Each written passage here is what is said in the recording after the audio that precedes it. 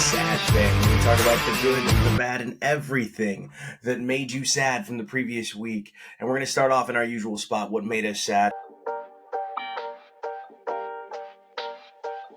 And what makes me sad still to this day is that folks like Colin Cowherd can get away with content that is so lazy. Like, why is Steph Curry still underrated? Which makes absolutely no sense, because widely considered one of, if not the second best basketball players of his era, maybe considered top five, but at the lowest top five. And you really just have Kevin Durant that's competing with him for that second spot. LeBron James is obviously the greatest basketball player of all time, and you can get in my mentions and say, what about Michael Jordan? I mean, the argument's over, and it's been over for a very long time. LeBron James is quite easily the best basketball player we've ever seen.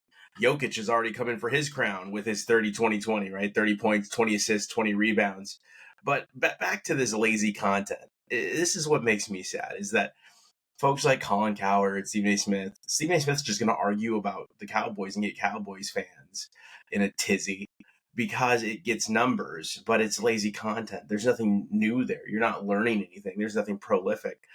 With this Steph Curry issue, what really got to me was that he's probably properly rated. He probably is the second best basketball player of his era, and you can argue Kevin Durant. But Kevin Durant had to go to Golden State to win a championship. So that's something to think about, is can you be the second best basketball player of your era if you absolutely had to go join up with Steph Curry or with another great basketball player from your era to win a championship? And I think the answer is quite simply no. You're not the second best basketball player of your era. You're definitely not going to get Dwayne Wade into that conversation. I believe that they would probably be close to the same era, right? Carmelo Anthony, get him out of here. Chris Bosh, get him out of here. And it's really just Steph Curry and LeBron James who have dominated this era of basketball because of aesthetics. Because the way Steph Curry looks, you forget he's 36 years old. So he's been doing this a very long time. He's been in the championship 8 times, won 4 of them, one without Kevin Durant, or 2 without Kevin Durant, pardon me, because he won one that they should have never even been close to. And Steph Curry carried that team to a championship, and he got Andrew Wiggins paid, and he got Jordan Poole paid. To sit here and say, why is Steph Curry still underrated? I think that's clown behavior from Colin Cowherd. It's not that he's underrated. It's that he's properly rated. He is up there with LeBron James. He's just not the best basketball player of his era. It will be LeBron, who happens to be the best basketball player we've ever seen.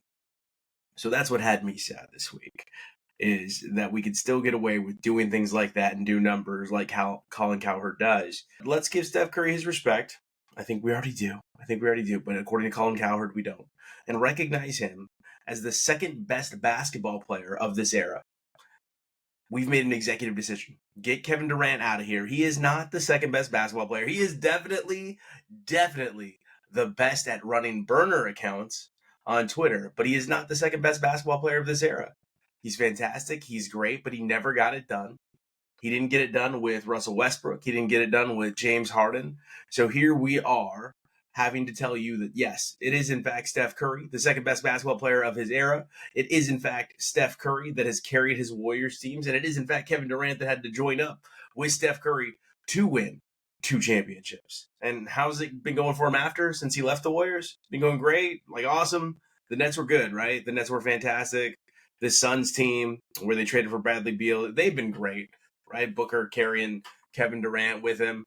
Yes, Kevin Durant is one of the greatest players we've ever seen, but he's just not been able to do it on his own for whatever reason. Enough with these experiments. Let's move on to our next topic. Good, but not good enough. The Knicks, they've done so much to become a power franchise again. And you could say the Knicks, well, they always run up. It's because they're from New York. Like, it's crazy. You lifted Jeremy Lin to alien status for 2 weeks of basketball. So good, but not good enough. Why are we doing this right now with the New York Knicks? It's because they're very good. They went ahead and got Karl Anthony Towns. They put together the NBA Villanova squad, and they still can't keep up with the Cleveland Cavaliers at all. They're nowhere near the Boston Celtics. So they're good, but not good enough. And what happens with the city of New York is they get so attached to teams. So everyone from New York is going to tell you this team can do it. We believe, blah, blah, blah, blah. This team's not going anywhere. In fact, I would be shocked if this team got close to sniffing the Eastern Conference Finals. They're just not good enough, which is sad because when we have power teams that are doing really well in power markets, it's better for everyone involved. More people watch the sport. It creates more headlines. We're having significantly more fun watching the games. It becomes appointment television. But they're doing that without being good enough to win. They're not going to win anything. So who is good enough? Like we said earlier, it's going to be Boston Celtics, and it's a collision course with the Cleveland Cavaliers. And I just don't see anyone else in that conference even close to accomplishing what they can. So, yeah, the Knicks might be in third place in the East, but they're probably going to drop something to the Bucks. Like, the Bucks could go into New York and beat New York. Giannis is nothing to mess with. And when you get to the playoffs, it really is the team with the stars that's going to excel. And I'm going to put my money on Giannis Antetokounmpo over Jalen Brunson every single time. Jimmy Butler established years ago that Karl Anthony Towns is soft. He's not going to be able to get in there and bang with Cleveland. He's not going to be able to get in there and compete with Boston. It's a non-starter. So when we talk about who is good enough, I do still love Milwaukee. I think that we cannot forget Halliburton down in Indiana. When we really examine this, Cleveland might be the best, most boring team we've had since the Denver Nuggets of a couple years ago. And even then, the Denver Nuggets had a stacked bench. Like, it wasn't just Jamal Murray and Jokic. That team was locked, cocked, and ready to rock. They were ready for anything that could come their way because they had such a powerful bench and such a great superstar in Jokic. Cleveland is, you look at them and you're like, okay, Donovan Mitchell. And then what? It's simply because it's the Cleveland Cavaliers and none of us have been paying attention, where they've been one of the better coached teams all season, and they slowly put together a roster that's going to be able to compete at a high level. You've got defense in Jarrett Allen, who wasn't healthy for last year's playoff run. They went out and got DeAndre Hunter, who is very, very good and, again, provides you defense. They got shooting from Max Strus, got a superstar in Donovan Mitchell, which is really the ingredients that are going to take you where you need to go as it pertains to the NBA playoffs. It quickly becomes an 8-man game. When you get to the playoffs, it's your best versus their best, and superstars win out. Largely, the NBA is the most predictable league because you're able to see which superstars are ready for these moments and which superstars are not ready for these moments. And the Knicks just don't have it. Yeah, they lost last year. Yeah, they suffered last year. They just don't have the talent to keep up. They don't have the coaching to keep up in Thibodeau. Thibodeau is going to play hardcore defense, and I don't know if his team is going to be able to be as good as Cleveland is at defense. And then, of course, they just cannot keep up with what Boston can put on the court. And they don't have a superstar like Giannis Antetokounmpo. So the teams we are ready to watch Cleveland, we are ready to watch Boston, we are ready to watch Milwaukee, and don't take your eyes off Indiana and Tyrese Halliburton. We are going to say good night to the Knicks very, very, very, very early before the playoffs start. We are saying that the Knicks, good, but not good enough. On to the West Side. Lakers have quickly utilized Doncic and LeBron James to be competing for that second seed now with Denver. As we said, Nikola is great, Jokic is great, but Luka Doncic and LeBron James, if they can figure out how to play together, if JJ Redick can figure out how to coach these two superstars, are something that I can't think of when we've ever had something like that ever. Maybe Kareem and Magic on the same team, but it was like, no, that's probably our best comp right there, because LeBron James, 40s, still able to get it done, though. He is moving way better than Kareem was. And then you've got a giant ball handler in Luka Doncic, just like you had in Magic Johnson. So that's probably our best comparison. And that team is terrifying going into the playoffs, just simply because those two players at the peak of their powers, who can get in that team's way? Well, it's OKC. OKC is great at literally everything. They've got interior defending. They've got, of course, Chet Holmgren, when he gets healthy, is going to be that guy. They've got Shea Gilgeous-Alexander, who's fantastic. They've what it takes to get everything done. And we've seen that all year long. If you really look at their plus minus and their efficiency ratings, they could have been undefeated. The games they've lost have been incredibly close. They are a team that can blow you out or get down in the mud with you. So in the Western Conference, I think that OKC could be unstoppable. Like, their own worst enemy is going to be OKC. No one's really worried about Memphis again, just like we said a couple years ago. Houston is far too young to be where they're at. So you've really just got the Los Angeles Lakers, Denver Nuggets, and Oklahoma City Thunder going into this game, going into these playoffs. So you've really just got Oklahoma City Thunder, Denver Nuggets, and the Los Angeles Lakers going into these playoffs as the teams to beat. Those are the teams we're watching. Of course, at heart, we are Golden State Warrior fans, but it's just not going to be enough to keep up with the teams at the very top of the Western Conference. Some of those younger teams, though, they might get it. Houston, if they have to face the Warriors, it could very easily be the Warriors knocking them out. If you've got Memphis playing the Warriors, Warriors could knock them out again. They're going to be giving that team PTSD because Memphis does not want to see Golden State. Anthony Edwards is slowly rounding into form, but as of right now, the Timberwolves are nothing to worry about. So, who is good but not good enough in the Western Conference? All of the teams coming into this with youth except for Oklahoma City Thunder. Those are the teams that are good but not good enough. The segment this week that we're going to end the show with, we're going to call it the male soap opera. And that is transaction season. It is the male soap opera. And we had some stuff go down over the weekend with the Las Vegas Raiders after we just talked about them. We just talked about them last week, but they had to stay in the news. They stayed in the news by trading a third-round pick for Geno Smith. And then they said, Geno Smith is our quarterback of the future. Well, if you've forgotten, Geno Smith is 34 years old and hasn't really done anything in Seattle. Like, he's been good for Seattle Seahawks. He's been a stable quarterback. But he has not been anything above a 500 quarterback outside of 1 year. And he had better weapons in Seattle than he has in Las Vegas. And we went over all those weapons earlier. Like, now all he has is a tight end that he didn't have in Seattle. And look what Seattle did with Jimmy Graham under Pete Carroll. I want you to look up how Jimmy Graham played with Russell Wilson under Pete Carroll. I am worried about Brock Bowers in this scenario because Pete Carroll never found a way to utilize his tight ends. Like, that was a huge weakness of those Seattle Seahawks teams. So much so that even when they went out and they got a Jimmy Graham, they weren't able to utilize him. It really didn't do anything for Russell Wilson. So I'm worried about Brock Bowers under Pete Carroll. I'm worried about this offense under Geno Smith. And you went out and you made a big splash, and Max Crosby deserved his money. Congratulations to Max Crosby for becoming the highest paid non-quarterback in the NFL. But you went out, you made a splash with Geno Smith, and people are excited about it. And I don't understand this move at all. I don't understand it so much so that I would have rather had Sam Darnold come in than Geno Smith. You wasted a third-round pick when you had the same guy already out there in Sam Darnold, who is unsigned.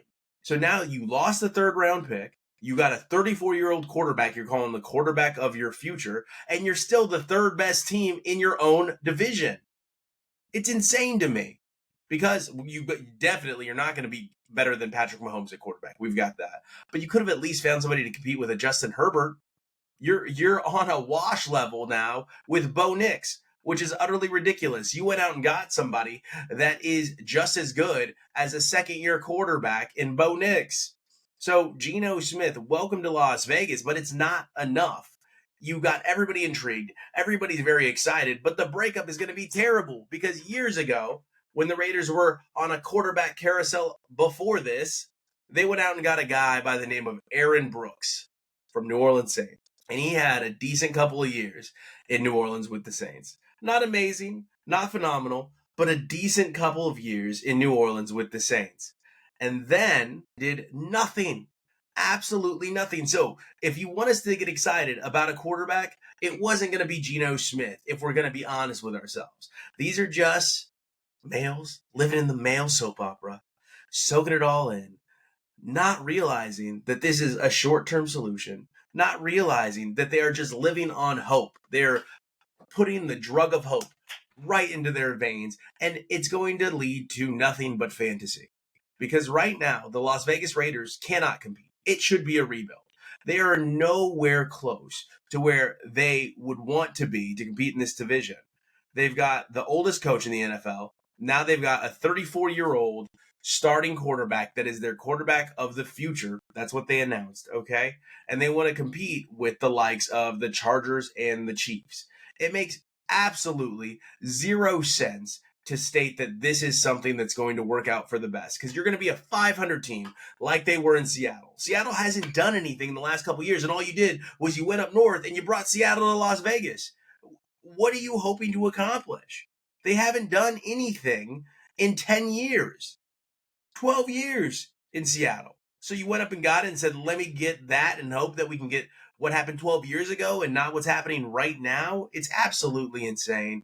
It's elementary behavior, and they look like clowns. Way to go, Las Vegas Raiders. You did it again. You tricked your fans into believing. You gave them a little drug called hope, but we're not going to be fooled here. This team is not going to be good, and we're all going to have to live through it for a second season. Let's talk about the mass exodus of the defensive players in Cincinnati. If you've been keeping up with what's going on in Cincinnati, one of their players has retired. Another player has requested a trade. And I'm sitting here like, who do they have left on defense in Cincinnati? Because I believe defense was their problem. Their problem was not that offense. So how are they going to win games? I love the Mina Kimes post. How do we intend to win games? We're going to win them 42-39. And that is what it looks like right now, because they're keeping their offense together by franchise tagging T. Higgins. They found a great running back in Brown last year. Joe Burrow was Joe Burrow, and of course they've got Jamar Chase. So what are they planning on doing with losing every single player on their defense? How are they going to compete when that was what was wrong with them last year? We have to look at this and go, this doesn't make any sense at all, because the Cincinnati Bengals were so much fun to watch. I wanted to see them slip into the playoffs, but we all knew they weren't going to be able to do anything because they don't have a defense. So now we've got Trey Hendrickson requesting a trade out of Cincinnati. I mean, they're hoping that they can get something, right? Something to build around, some draft picks. But then they lost Hubbard as well, who retired. That was what they had. They had a pass rush. Now, what are they hoping to get out of what they have left? The remnants of what was a bad defense already, and then a great offense. I just don't see what Cincinnati is doing right now. It doesn't look good for Bengals fans, and it doesn't look good for the Bengals, period. We've got a draft coming up here next month that everybody's very excited for, but it is one of the weakest drafts we've had in years. Yet again, we're going to contribute to the male soap opera and get very excited and watch our teams become moderately better, because there's not really a game changer in this draft. Now, I hope I'm wrong. A lot of people are going to say, well, what about this? What about that? It means nothing. The hope is that I'm wrong, so we have something to watch, so we have something to get excited about. But as of right now, this is going to be one of the weakest drafts we've had in probably a decade. And you're going to have the same teams at the top. You're going to have Buffalo at the top, Philly at the top, Kansas City at the top. San Francisco is going to rebound next year and be close to the top. Last year was an anomaly. And you're all going to be mad, because it's exactly the same thing we get year after year after year, with the occasional Washington Commanders thrown into the mix to make us feel something. No one's gotten that much better. No one's gotten that much worse. And we're right back where we started last year. So get excited about the soap opera, but honestly, it means nothing. And we're right back where we started, and you're going to be griping because it's going to be the same Super Bowl it is every single year. And we did it to ourselves by trusting these teams to make the right decision to disrupt what is going on, and they're just not going to be able to do it. So now into sad news. The sad news about the Kansas City Chiefs. Kansas City Chiefs, Xavier Worthy was arrested. We don't have to highlight it, but it was assault on a family member having to do with strangulation, is what the police report said. How does this keep happening in Kansas City? What is going on in Kansas City? We had a drunk driving incident. We had Rice ditch his car. Okay, Xavier Worthy now has this. We had the Kareem Hunt stuff years ago. Tyreek Hill years ago. What is going on in Kansas City, and what needs to be done to control it? Because it's out of hand. It's ridiculous. This is only happening on one team, and the winning is really hiding it. But I cannot wait to see the behind-the-scenes 30 for 30 on this, because what is going on in that locker room? Thank you again for joining us each and every week on The Sad Fan. We promise to always let you see behind the curtain. Back to the block, back in the shop.